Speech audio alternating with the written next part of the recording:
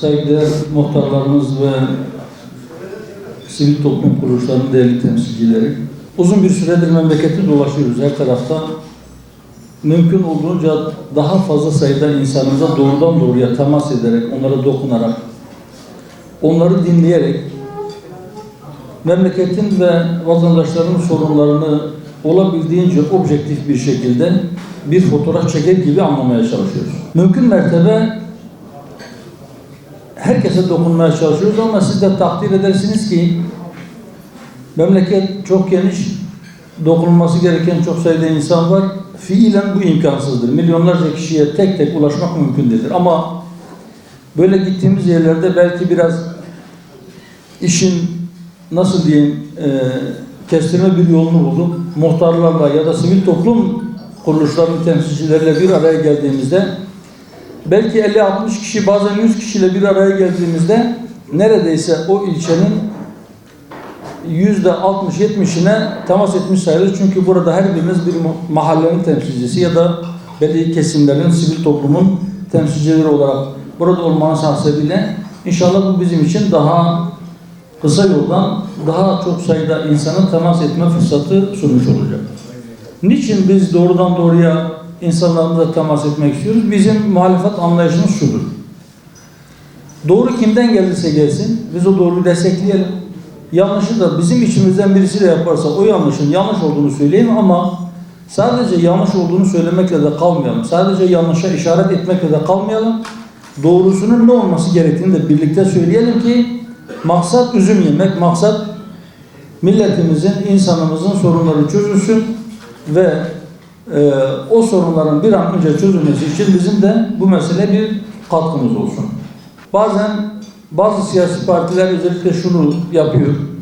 Diyelim ki memleketin bir sorunuyla ilgili, herhangi bir sorunla ilgili bir çözüm önerisi vardır.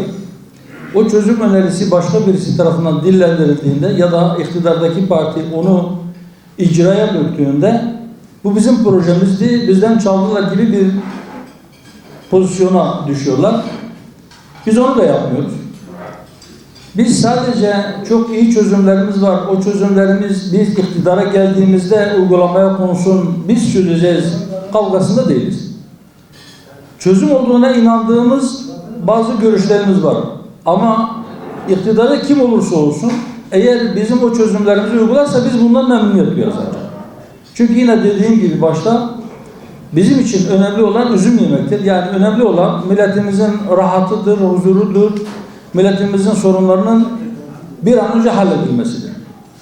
Bu anlamda gittiğimiz yerlerde biz sorun ve sıkıntıları da dinliyoruz. Belki şu anda biz icra makamında olmadığımız için doğrudan doğruya o sorunları çözecek kişiler biz değiliz. Ama biz şunu yapabiliriz. Sizlerin adına sizin sorunlarınızı dinleyip o sorunların çözümü neredeyse, yereldeyse eğer belediye gibi ya da kaymakamlık, valilik gibi orada eğer Ankara'da çözülmesi gerekiyorsa Ankara'da sizin adınıza, sizin sözcülüğünüzü yapmak, tabiri caizse sizin avukatlığınızı yapmak, sizin taleplerinizi ilgili yerlere belki daha kısa yoldan iletmek ve onların çözümünün takipçisi olmak. Bunu yapabiliriz. Sorunlar çözülür, çözülmez. Biz şu anda onun sözünü veremeyiz. Çünkü dediğim gibi çözme makamında olan biz değiliz. İcra makamında olanlar bizler değiliz. Ama o sorunları olabildiğince objektif bir şekilde görmek, yerinde görmek, tespit etmek, varsa çözüm önerilerimizle birlikte onu icra makamındaki kişilere iletmek bizim yapabileceğimiz işlerdendir ve inşallah biz onu elimizden gelince bugüne kadar yaptık. Bundan sonra da yapmaya gayret sarf edeceğiz. Bir diğer amacımız bu toplantılar yapmakta. Muhtarlarımızla, sivil toplum kuruluşlarıyla bir araya gelirken ya da vatandaşlarla doğrudan doğruya temas ederken bir diğer amacımız da şudur. Herkesten biz görüş almaya açığız. Siyasi düşüncesi ne olursa olsun, siyasi yelpazenin neresinde duyuyor olursa olsun, siyasi rozeti eğer varsa o hangi rozet olursa olsun hiç fark etmez. Memleketin herhangi bir meselesine dair birisinin bir çözümü varsa, birisinin bir fikri varsa biz onu can kulağıyla dinleriz ve bu bizi zenginleştirir, bu bizi güçlendirir. Çünkü Olur ki o meseleye dair bizim yaklaşımımız bazı yönlerden eksiktir, bazı şeyleri görmemişizdir.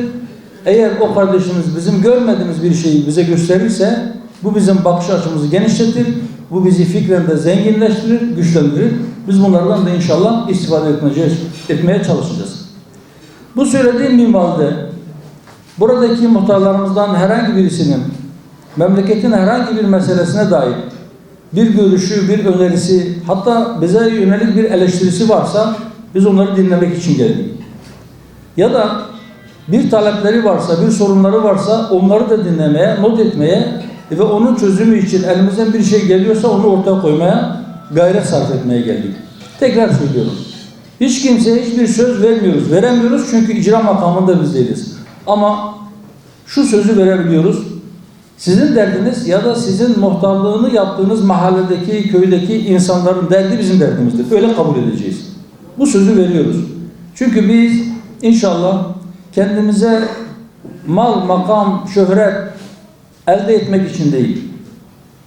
Siyaset sorunları çözme sanatı diyorlar. Biz milletimizin sorunlarını öğrenmek ve onları çözmek için gayret sarf etmek üzere yola çıktık. İnşallah bu konuda gönül rahatlığıyla kendi kardeşlerim adına da bu sözü sizlere verebiliriz. Ben sözü çok uzatmadan sizlere bırakmak istiyorum. Dediğim gibi görüş olabilir, öneri olabilir, eleştiri olabilir, sorun olabilir. Bir de soru da olabilir. Yani bize dair merak ettiğiniz bir şey varsa, sormak istediğiniz bir şey varsa inşallah o sorularınızı da içtenlikle cevap vermeye gayret sarf edeceğiz. Aileyle ilgili Anayasanın 41. maddesi başlık ailenin korunması. Lütfen dikkatle bir dinleyin. Çok kısa bir madde. Ben bunu okuyayım da bunun ailenin korunmasına ne kadar hizmet ettiği veya ne kadar bu işe elverişli olduğu konusunda herkes kendi yorumunu yapsın. Aile Türk toplumunun temelidir ve eşler arasında eşitliğe dayanır. Devlet ailenin huzur ve refahı ile özellikle ananın ve çocukların korunması ve aile planlamasının üretimi ile uygulanmasını sağlamak için gerekli tedbirleri alır. Tedbirleri alır, teşkilatı kurar. Neyi koruyor bu madde? Sadece diyor aile korunacak. Başka? Ama diyor ki özellikle ananın ve çocukların korunması ile aile planlanmasının öğretilmesi. Nüfus çok artmaz. Aslında bu maddenin şeyi bu. Bir. İki, ailenin reisi olmaz. Eskiden bir reis var. Şimdi reis yok. Aile başsız. Kadını koruyacağız diye aslında kadın reis yapıyor şu an. Kadın reis yapmıyor. Yok. Yok. Kadın ya zaten kadın gizli reis de onu reis de yapmıyor. Aslında çatışma çıkarıyor ailenin arasında.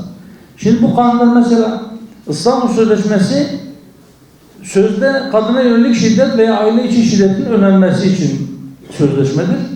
Ama İstanbul Sözleşmesi'nin uygulandığı memleketlerde pratik şunu göstermiştir ki sözleşme yürürlüğe girdikten sonra orada kadına yönelik şiddet artmıştır. Türkiye'de de böyle oldu. Boşanmalar da patladı. Evlilikler azaldı. Yani bunun çok farklı sebepleri var. Ben şuna inanıyorum. Şu anda küresel bir sistem var. O küresel sistem anne ve babalara şunu söylüyor. Diyor ki siz sadece biyolojik anne ve baba olun.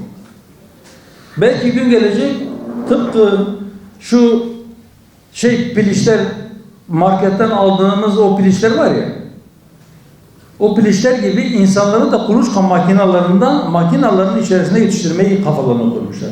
Biz kadından yumurta alacağız, erkekten de sperma hücresi alacağız. Bunun için işte biz bankalar oluşturacağız. Ne kadar insana ihtiyaç var, o kadar insanı biz üreteceğiz. Ne eksik ne fazla, onları asker yapacağız. Ve insanlara da diyorlar ki siz kendi çocuklarınızı yetiştirmeyin. Bakın bugün şu anda söylediğim böyle bir ütopya, uzak bir hayal gibi gelebilir size. Emin olun planları bu. Ve diyorlar ki siz çocuklarınızı yetiştirmeyin. Biz yetiştireceğiz. Neye inanacaklarına, neye inanmayacaklarına, hangi alana yöneleceklerine, hangi mesleği yapacaklarına hepsine biz karar vereceğiz. Bu kadar önemli bir şey anne babalara bırakılmayacak kadar değerli bir şeydir. Şimdi adım adım bakın eğitim 12 yıl zorunlu. O da yetmez. 6 yaşında çocuklarımızı alıyorlar. Şimdi diyorlar ki 5 yaşında. Yavaş yavaş indirecekler. Çocuk sütten kesildikten sonra neredeyse çocuklarımızı alacaklar bizden ve onları kendi istedikleri şekilde o küresel sistem bunu da yapıyor. Bunu uluslararası sözleşmeleri de yapıyor. Evet, bu şekilde bu kanunda, anayasada ailenin tanımı yoktur. Ve şu anda Batı'da tek ebeveynli aileler var. Ne demek tek ebeveynli? Anne ya da baba var, diğeri yok. Nasıl oluyor? Oluyor. Şu anda Avrupa toplumunda, Avrupa'nın genelinde doğan çocukların yarısından fazlası evlilik dışı. Çoğu babasının kim olduğunu bilmiyor. Yarın bir gün nesiller karışacak. Kardeşler birbirleriyle evlenecek. İngiltere gibi muhafazakar bir toplumda evlilik dışı doğan çocukların sayısı 3-4 yıl önceki rakamı söylüyorum %51. Aileyi şu anda o tarafa doğru götürmeye çalışıyorlar. O yüzden anayasaya ailenin ne olduğuna ilişkin en azından bir erkekle bir kadının birlikteliğinden oluştuğuna ilişkin bir madde konmalı. Yoksa bunun bir sonraki adımı eşcinsel evlilikleri getirip şeye koyacaklar. Ailenin parçalanması, onun yok olması için dört bir yandan bu işe adamlar her vesileyi kullanıyorlar. Süresiz nafaka dünyanın hiçbir yerinde yok. Onlarca kişi geliyor bize müracaat ediyor. Diyor ben 3 hafta evli kaldım. 13 yıldır ben nafaka ödüyorum. Ya bu nasıl bir şeydir? Evlilik yaptı, evliliğin yanlış olduğunu düşündü, bıraktı, ömür boyu nafaka. Bir daha evlenemiyor. Bir tane kadın şunu söylüyor. Benim kocam daha önce bir evlilik yaptı, sonra boşandı, anlaşamadılar. Sonra biz evlendik. Şimdi diyor eşim diyor eve bakmak için diyor çalışıyor. Onun maaşlarına o önceki karının diyor nafakasını ödemek için ben de gidip başkasının merdivenlerini siliyorum diyor. Kadını korumak için, bir kadını korumak için başka bir kadının merdiven silmeye gönderiyor. Şimdi bu gerçekten kadını korumak amacıyla yapılmış bir şey midir? Yok, amaç başka. Amaç o evlenen insan bir daha boşanmışsa bir daha evlenemez. Aile büyük bir saldırı altında. Benim kanaatime göre bu anlamda anayasaya ailenin korunmasına dair bir hüküm konması gereklidir. Ama getirecekleri hüküm nedir? Şu anda da ailenin korunması diye bir madde var. Bu madde aileyi korumuyor. Getirecekleri madde korur mu? Bilmiyorum. Ama mutlaka ailenin korunması gerekiyor. Ben böyle inanıyorum. Diğer meselelerle ilgili yani bir masada olabiliriz. Şu andaki mevcut seçim sistemi partileri zorluyor masada olmaya. Bir ittifakın çatısı altına girmeye zorluyor. İki türlü zorluyor. Bir, Cumhurbaşkanlığı hükümet sisteminde siz de söylediniz, %0,1'in bile kıymeti var. Hatta 100 oyun bile kıymeti var. Niye? Çünkü bir parti kendi adayını seçebilmek için geçerli oyların yarısından fazlasını almalı. Hiçbir parti tek başına bu oyu alamıyor. Bundan dolayı en güçlü partiler bile bir ittifak arayışındadırlar. Kendilerinden müttefikler arıyorlar. Bu işin bir yönü. Bir diğer yönü seçim barajı. Seçim barajı %10'du. Şimdi %7'ye indirildi. Nisan'dan önce seçim yapılırsa eski sistem uygulanacak. Çünkü üzerinden bir yıl geçmemiş. Nisan'dan sonra seçim olursa ki öyle görünüyor. %7'ye inecek ama hala çok yüksek. Niye? Türkiye'de 100 küsur parti var. Bunlardan 30 tanesinin seçime katılma hakkı var. 30 partinin olduğu bir yerde, seçime katılma hakkının olduğu bir yerde %7 çok yüksek bir barajdır. Zaten bölge barajı var. Diyelim ki Urfa 13-14 tane milletvekili çıkarıyor. Ona göre siz %5 altında %7'nin altında bir oy aldığınızda zaten vekil çıkarabiliyorsunuz. Daha düşük sayıda milletvekili çıkaran seçim bölgelerinde daha yüksek oranda %20-25 oy almanız gerekiyor. O zaten var. Bir de ülke barajı getirmenin bir mantığı yok. Daha önceki sistemde yani parlamenter sistemde 1982 Anayasası seçimle ilgili işlerin kanunla düzenleneceğini söylüyor. Bu düzenleme yapılırken de iki ilkenin göz önünde bulundurulacağını söylüyor. Nedir? Bir, yönetimde istikrar, iki, temsilde adalet. Yönetimde istikrar için şu gerekçeyi getiriyorlardı. 12 Eylül öncesi koalisyonlar oluyordu. İşte 6 ay, 7 ay ömürlü sonra yıkılıp gidiyordu. Ne yapalım? Hükümetler uzun ömürlü olsun diye biz baraj getirelim, az sayıda parti meclise girsin, güçlü bir şekilde girsin de tek parti hükümetleri olsun. 83'te, 87'de bir de 91'de ANAP o dönemin hükümeti tek başına 3 dönem hükümet oldu. Sonra yine parçalı koalisyonlar dönemi başladı. Tamam diyelim ki siz temsilde adaleti feda ettiniz. Yönetimde istikrar olsun diye. Şimdi Cumhurbaşkanlığı hükümet sistemi var. Cumhurbaşkanlığı hükümet sisteminde zaten koalisyonlar ya da ittifaklar seçimden önce oluyor. Bir kişi %50 almasa, %50'nin üzerinde almasa hükümet olamıyor. Gen soru da yok, hükümeti düşürme de yok. Hükümeti düşürmek için anayasa çoğunluğu gerekiyor. Meclisin öyle bir karar alması. Aynı zamanda meclis kendi kendisini de feshetmiş oluyor. Anayasaya göre. Cumhurbaşkanı indirirse parlamento seçimleri de yeniden diyor. Cumhurbaşkanı parlamentoyu feshederse Cumhurbaşkanı seçimleri de birlikte yapıyor. Yani denge denetli ikisini beraber yapıyorlar. Öyleyse yönetimde istikrar, çantada keklik. Peki siz şimdi temsilde adaleti neye feda ediyorsunuz? Hiçbir şey. Temsilde adalet yatırılmış, kurban ediliyor. Bir hiç uğruna. O kurbanın etini de çöpe atıyor. Böyle bir durumdayız. Ama bu sisteme rağmen 2018'de de aynı sistem vardı. Biz 2018'de biz kendi adaylarımızı çıkardık. Niye? Biz ne olursa olsun biz mutlaka bir ittifak çatısı altında yer alalım. Yoksa biz baraj problemi yaşayacağız. İşte biz seçime girsek de biz parlamentoya giremeyeceğiz. Öyleyse ne gelse, ne teklif gelse kabulümüzdür. Biz o modda değiliz.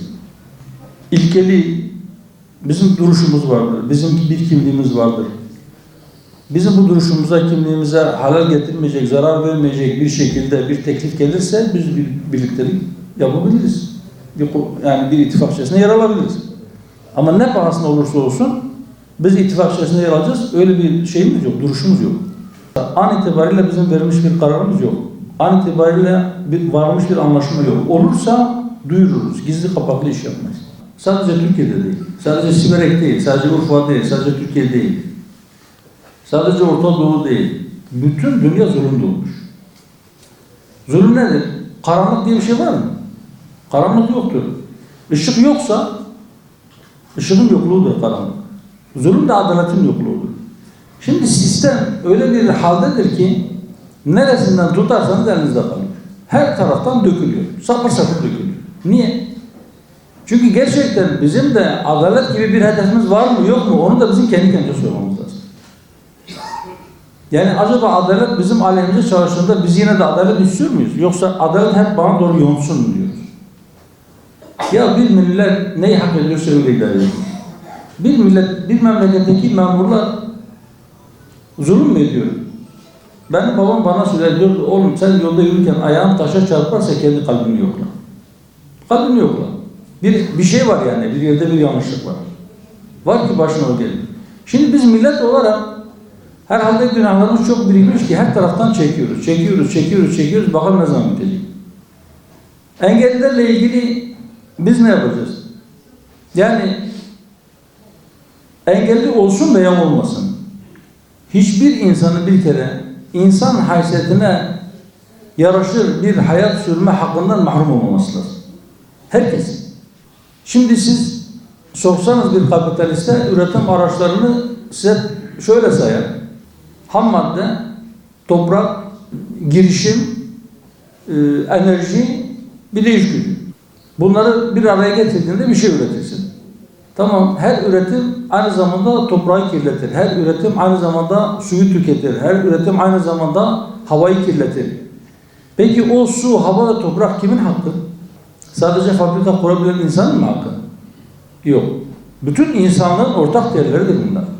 Benim param olmayabilir, ben fabrika kurmamış olabilirim ama senin kurduğun fabrika benim havamı kirletiyorsa sen bunun bedelini ödeyeceksin kardeşim. Senin yaptığın üretim benim suyumu tüketiyorsa, kirletiyorsa, benim toprağımı kirletiyorsa sen bunun bedelini ödeyeceksin. Benim hissemi ödeyeceksin bana en azından. Nasıl, nedir o hisse? Birisi geçimini sağlamaya yetmiyorsa, imkanı yetmiyorsa sosyal devlet kendi geçimini sağlamaya yetmeyen herkesin elinden tutmak zorundadır. İster engelli olsun ister olmasın. Engelliyse onun engelliyle birlikte çalışabileceği bir iş varsa onu da kendi emeğiyle geçinebilme imkanı varsa o imkanı ona oluşturmak lazım. Ama yok. Onun engelli çalışmasına el vermiyorsa, çalışamıyorsa o zaman onun bütün ihtiyaçlarını karşılaman lazım.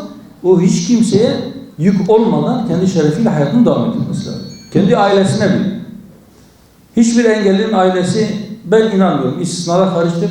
O engelli kendisine bir yük olarak görmez. Onu geçimini üstlense bile. Ama bazen öyle oluyor ki aileler de yetmiyor gerçekten. Hele ailede birden fazla engelli varsa, aile de ona yetmiyorsa mutlaka o sosyal devlet devreye girmeli. Eğer aile ona bakıyorsa bile onun masraflarını devletin kendisi karşılaması gerekiyor. Kaynak nerede? Kaynak çok. 400 milyara yakın bir yılda siz borç faizi ödüyorsanız demek ki sizin paranız çoktur.